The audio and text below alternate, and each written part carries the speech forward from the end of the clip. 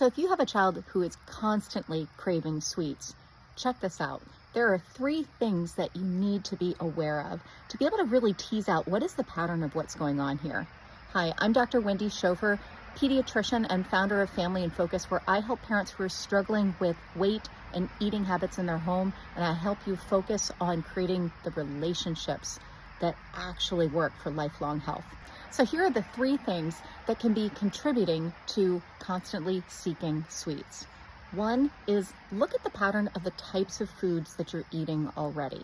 In particular, when kids eat highly processed foods, so really simple sugars that are in it, the blood sugar goes all the way up very quickly because the body processes that sugar very quickly. It absorbs it.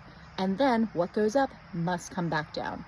And so when the blood sugar decreases again, the body's like, dude, what just happened here? And it starts looking for that sugar again very quickly. And so you may see that when candy is eaten, up and down very quickly and repeatedly.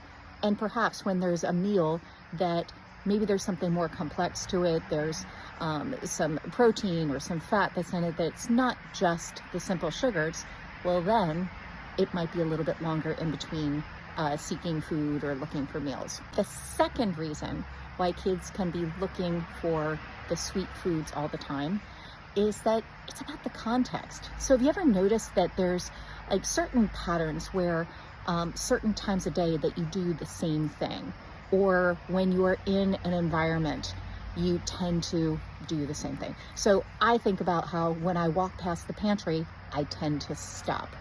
When I am working on certain activities at my desk, it always feels like I want to have something to eat. Or when I'm driving on really long car trips, I always want something crunchy and salty. It's part of kind of the association that I have the context in that place. And so starting to ask yourself, well, what is the timing, the pattern, what's going on with the environment that this is a known habit of looking for the sweet foods, for the snacks. The third thing to be aware of is ask yourself, what's the emotions that's going on here? So it is completely normal that we are all emotional eaters, okay? There's some kind of an emotion, whether we are looking at celebration, coming together, sharing in communion. Those are all good feelings why we eat. And there's also other times that we eat because we're trying to avoid feeling a feeling. So maybe we're looking for comfort. We are looking for stress relief. We're looking for companionship. Or maybe we're tired of being bored. What's going on with the emotions? So asking yourself, what's going on here? Taking a little bit of a step back and starting to look at the patterns can really help so much more than just coming in and getting all that input where folks will say, hey, just change the food, change the access, don't serve it.